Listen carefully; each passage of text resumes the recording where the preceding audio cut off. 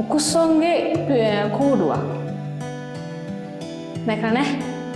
පොඩ්ඩක් මෙන්න මෙතනින් එළියට බහැලා ඔතන පඩිපෙළ දිගේ ස්ලැබ් එක දිහා ස්ලැබ් එකට පොඩ්ඩක් උඩ නැගලා බලන්නකෝ. ඔතන තියෙනවා කුඹුක් ගහ.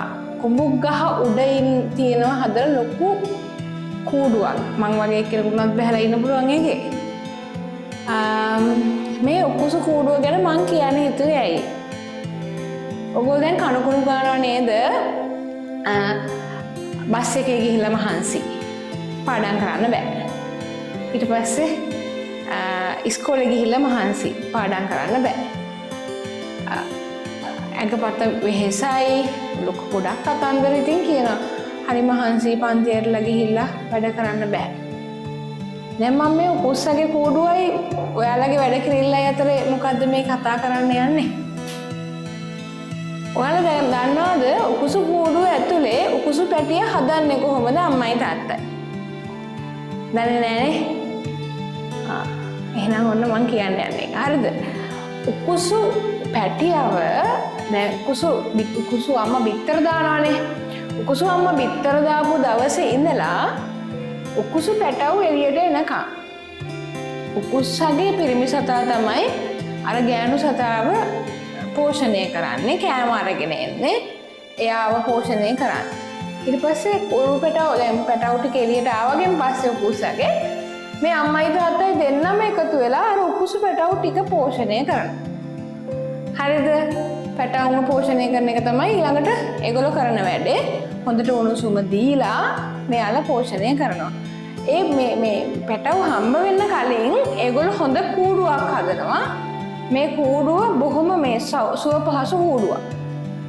ඊට පස්සේ දැන් පැටව ලොකු වෙලා තටු හැදිලා කූඩුවෙන් එළියට එන මොහොත වෙනකම්ම මේ අම්මයි තාත්තයි මේගොල්ලෝ පෝෂණය කරනවා, ආරක්ෂා කරනවා, සීතල කාලේ වහගෙන ඉන්නවා. මේ කතන්දර ඔක්කොම කරනවා.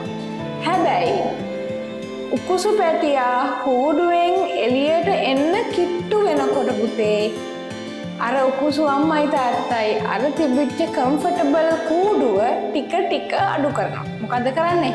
අරක තිබි දැන් එයාලා දානවනේ කූඩුව කම්ෆර්ටබල් වෙන්න ඔය එක මොනවාද අතුවා නම් මනම් දාලා දැන් මේක ඇතුළ කම්ෆර්ටබල් විදිහට හදන උණුසුම් විදිහට දැන් මෙයාලා කරන්නේ මේ දේවල් ඔක්කොම ටික අරගෙන කූඩුවෙන් පල්ලෙහාට දානවා.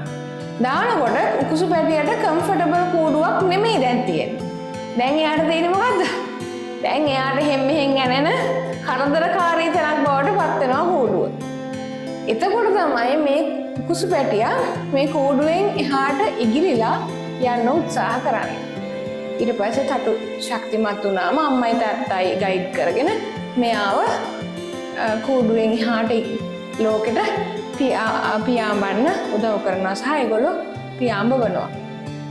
එතන උකුසු පැටියාගේ විශේෂත්වය මොකද්ද? උකුස්සා කූඩුව හදන්නේ ඉතාම ඉහළ ආසේ, උකුස්සා පියාඹන්නේ ඉතාම ඉහළ ආසට.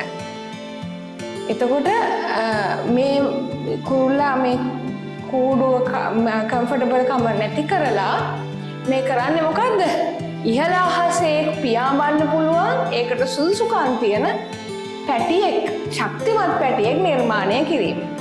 එතකොට මේ ඔයගොල්ලෝගේ මේ A level කාලෙත් හොඳ ශක්තිමත් අපේ රට බාරගන්න ඉන්න අනාගතේ බාරගන්න ඉන්න හොඳ පුරවැසියෙක් නිර්මාණය කරන කාලයක් තමයි පුතේ මේ ඔයාලගේ A level කාලේ කියලා කියන්නේ.